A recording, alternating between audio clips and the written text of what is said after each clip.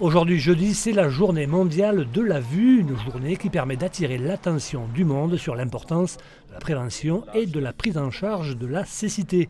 L'association UNADEV PACA, qui s'occupe des personnes aveugles et malvoyantes, a organisé une journée porte ouverte.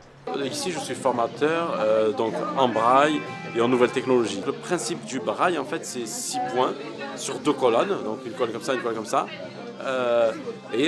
Si on veut le A, ça va être 1 point en haut, le B, ça va être 2 points, le C, ça va être 3 points. On peut prendre une analogie avec ça c'est là. Là, c'est un Lego, donc là, c'est le A. Là, j'ai le point A en braille sur le Lego. Si je prends le B, ça va être ça. Ça va être le C comme ça. Et donc, c'est une combinaison en gros de 6 points.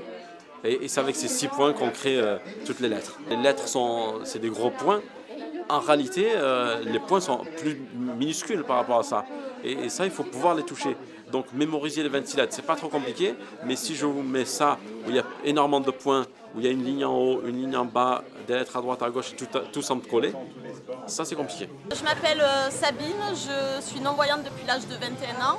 Et je vous présente Rumba, qui est ma 3e chienne guide. Et du coup, c'est un tout nouveau couple, puisque elle est avec moi depuis lundi. C'est à la fois et surtout un compagnon de vie, mais c'est surtout un outil pour des déplacements en toute sécurité. C'est un gain d'autonomie. Et voilà, mais en tout premier lieu, bien entendu, c'est la relation avec l'animal et le partage affectif. Il s'arrête au passage piéton, il évite les poteaux, il évite les gens. S'il y a des camions, des travaux, il contourne les obstacles. Du coup, il me permet d'aller d'un point A à un point B. Quand j'ai besoin de prendre le bus par exemple, il va m'emmener directement à la porte du bus, il va me chercher un siège dans le transport, pareil pour le train.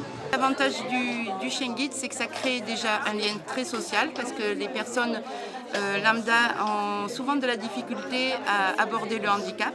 Du coup, le chien, ça permet de désamorcer ce côté un peu inhibé des personnes qui ne connaissent pas le handicap. On va promener, on va marcher en colline, on fait d'autres activités. Et le chien guide, ça change le regard des gens en fait. Les gens, ils osent vous aborder parce que vous avez un chien. Et généralement, mes collègues de travail me disent « Ah, il est beau le chien !»« Ah, salut le chien !» avant de me dire bonjour à moi, ce qui est tout à fait normal, parce qu'ils adorent le chien. Là, la canne que j'ai, c'est une Tom Pouce. Et vous avez du laser dessus et de l'infrarouge. Alors là, je vais vous l'activer. Et c'est une canne quand vous avez un obstacle devant vous qui vibre. Voilà. Là, ça vibre. Voilà. Voyez ? Parce que vous êtes devant moi. Elle vibre. Maintenant, si je prends, hop, il n'y a plus rien devant moi, elle ne vibre plus. Et elle m'avertit, suivant les vibrations dans la rue, qui j'ai devant moi. L'association UNADEV PACA d'organiser une journée porte ouverte pour sensibiliser les personnes à la déficience visuelle, mais aussi de faire partager au grand public toutes nos activités, nos services, nos différents services, que ce soit de la formation braille multimédia, de l'accompagnement social, des activités physiques et sportives et des animations socio-culturelles que nous proposons à des personnes qui ont une déficience visuelle.